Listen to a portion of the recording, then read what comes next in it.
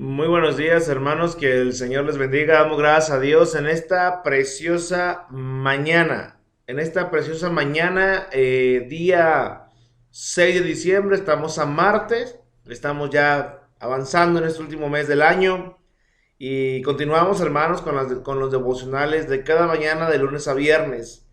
Y el día de hoy se llama el tema, ¿verdad? Estamos viendo Primera Tesalonicenses, versículo 3, capítulo 3, versículo 11 a el final del capítulo, versículo 13. Vamos a ver solamente 4 versículos, pero hermanos, me encanta, me fascina la frescura y la ricura de la palabra de Dios y cómo a veces en los versículos se establecen ciertos conceptos claves para entenderlos, digerirlos, orar y permitir que la mente se vaya renovando, ¿verdad? El tema de hoy se llama la clave para afirmar nuestra vida en Cristo. La clave para afirmar nuestra vida en Cristo. Si bien es cierto, el mensaje ha sido claro, bienaventurados los pobres porque de ellos es el reino de los cielos. Esa es la clave es reconocer nuestra pobreza en espíritu, los pobres en espíritu, ¿verdad? Entonces, quiero yo retomar y observar un poco a la Iglesia Católica, ¿verdad? En los tiempos de Martín Lutero, donde había muchas indulgencias, donde había muchas situaciones de enseñanzas de hombres, y no se dejaban guiar por el Espíritu Santo, antes bien se guiaban por cuestiones humanas, cuestiones de jerarquías, cuestiones de religiosidad, de apariencias, en donde a la gente las inclinaban a llevar ciertas cosas, pero todo era fuera de lo que Dios decía. Llegado a un punto donde Martín Lutero se da cuenta de la realidad del Evangelio y que tenemos que aprender a escuchar, que todos somos cristianos y al ser cristianos somos real sacerdote, ¿verdad? Real sacerdocio de Dios. Somos nación santa, pueblo adquirido por Dios, linaje escogido. Entonces todos tenemos esa portabilidad del Evangelio, ¿verdad? Para predicar. Porque si bien es cierto, antes era prohibido la lectura de la Biblia. Y sobre todo la manejaban en latín para que no pudieran entenderla. O la manejaban en el idioma entendible, pero no podían leerla cualquiera, solamente ciertas personas. ¿Por qué me introduzco de esta manera? Porque si bien es cierto, eso pasó después, ¿verdad? Durante del año 300 al 1500 y ver esos años de oscurantismo. Pero gracias a Dios siempre el Evangelio fue cuidado por Dios. Pero podemos ver ese problema igual en los fariseos, ¿verdad? Saduceos y todos los grupos sectarios o los grupos que salieron también de la palabra en los tiempos de Jesús. Y viene así con el pasar del tiempo. Es el mismo problema. Y hoy en día podemos decir, en el tiempo de la cristiandad, también hay infinidad de cosas. Unos se aferran al sábado, otros se aferran a una historieta de alguien llamado Joseph Smith, el libro de Mormón, etcétera, etcétera. Otros se aferran a solamente Dios, Jehová, cuando es Dios Padre, Dios Hijo y Dios Espíritu Santo. Es infinidad de entender esa realidad. Y siempre hay una desviación. Y a veces el cristiano también se enfrenta a otra situación. Se aferra tanto al activismo y no descansa en lo que el Evangelio dice, en lo que la palabra de Dios dice, en lo que las palabras de Cristo enseñan.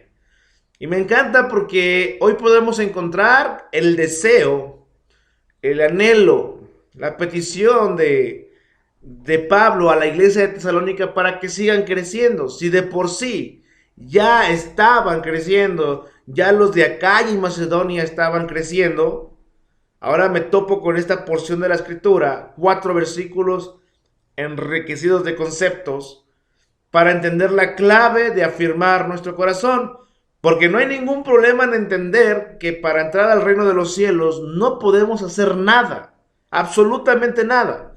La cuestión es después, cuando uno se entrega a Cristo, cómo hay que ir viendo, hay que ir viviéndola.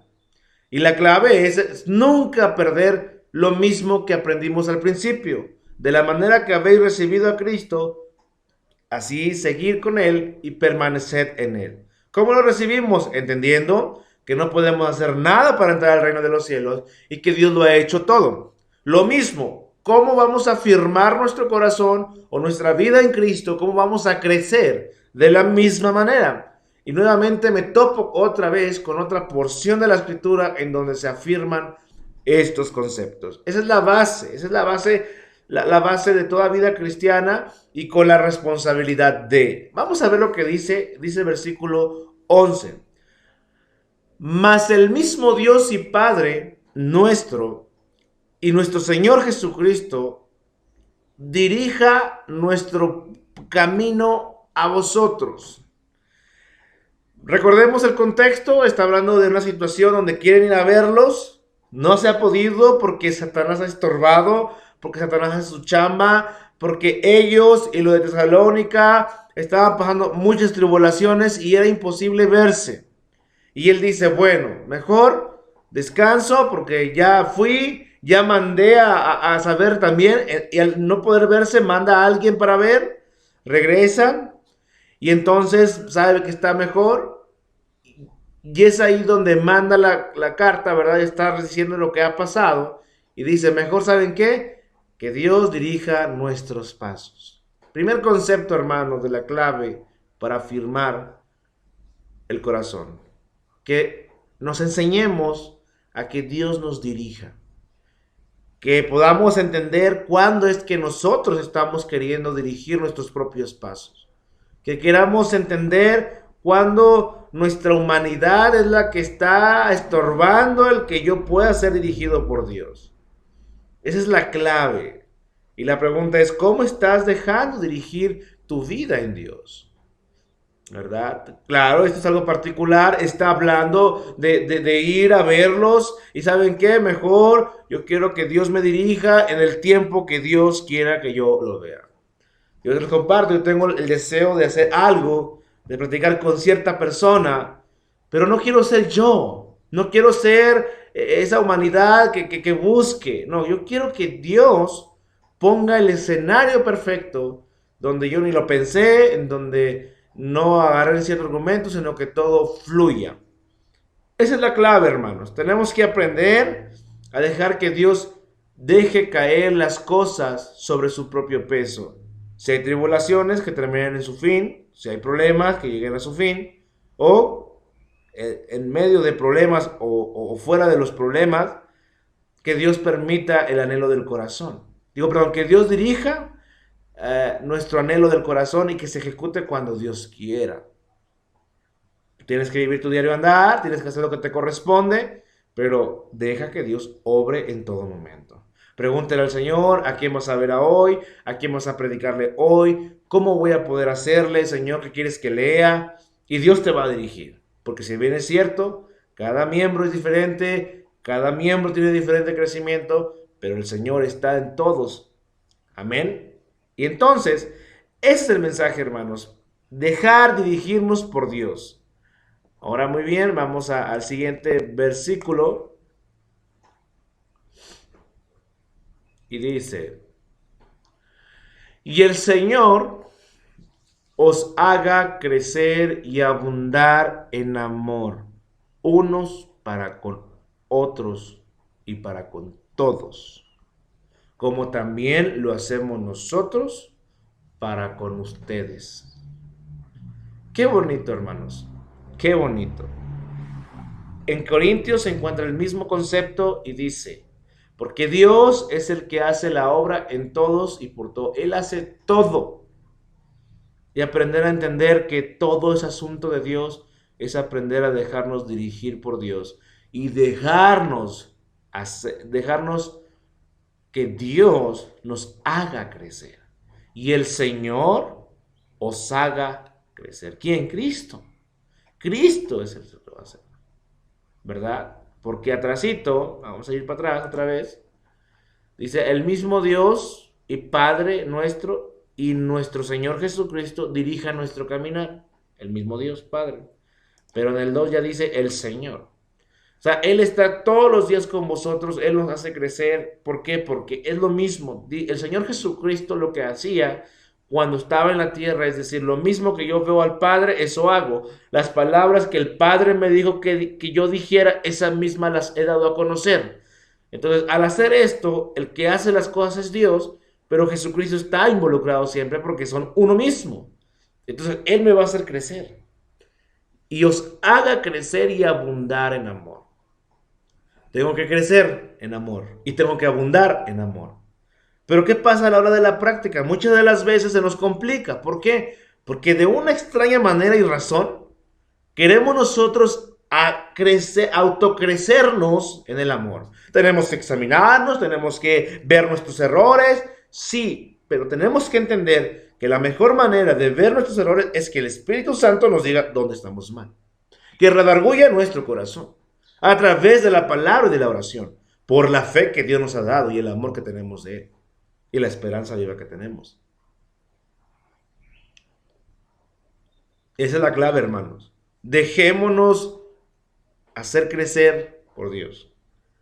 Nos haga. Está hablando de acción. Hacer crecer, no es y a ver si crecemos. O puedan entender. Y Pablo en otras partes dice, ¿verdad? Que dice en Efesios, os ruego que podáis entender todo el conocimiento de Dios hasta alcanzar y crecer. En el caso de Tesalónica no. En el caso de Tesalónica era crecer, porque ya lo entendían, porque su mismo testimonio, su mismo obrar de la fe, del trabajo de vuestro amor y la constancia en la esperanza, los llevó a ser cristianos fervientes, los llevó a predicar, los llevó a entenderlo. Ahora era crecer y seguir creciendo. ¿Por qué? Porque la mejor manera de afrontar las tribulaciones es que permitamos que el Señor nos haga crecer. O sea, es una contundencia, es una realidad. No saber si crecemos, no, el Señor nos hace crecer. Eso es precioso, hermanos. Pero otra vez, ¿quién lo va a hacer? El Señor, no nosotros. Pero tenemos que aprender a ir viendo en nuestra mente, en nuestro corazón, que Él nos haga crecer. No solamente para con otros, para con todos, en todo tiempo. Así, y luego fíjense, como también lo hacemos nosotros para con ustedes. Siempre, hermanos, es muy importante tener esa comunión o esa hilación entre enseñanza o entre petición, oración y enseñanza con el respaldo del testimonio. O sea, las palabras enseñan, pero el ejemplo arrastra. Y tenemos que aprender eso, hermanos. Tenemos que aprender a dejar que Dios nos afirme, pero también, si ya estamos aprendiendo, entender el ejemplo. Si yo veo un ejemplo malo, un ejemplo de contienda, un ejemplo de chismes, un ejemplo de un ególatra, el ejemplo de alguien controlador, o sea, yo no voy a agarrar ese ejemplo. Yo voy a agarrar el ejemplo de fervor, el ejemplo de entrega, el ejemplo de amor, el ejemplo que busca la unidad, no el que busca tener la razón.